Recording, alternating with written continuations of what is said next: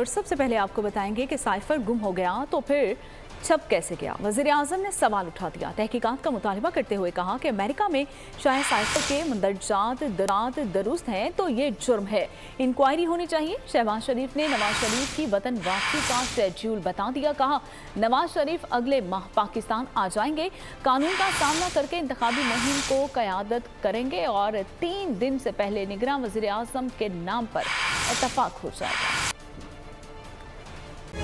तारीख का अमीर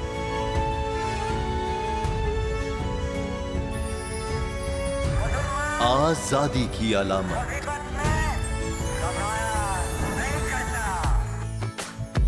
हुस्न का आईनादार,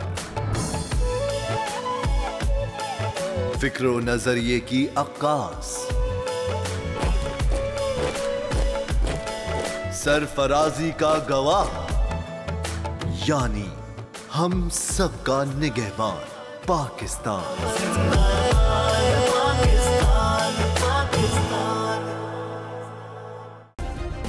सब्सक्राइब करें और बेल दबाएं ताकि कोई खबर रह न जाए।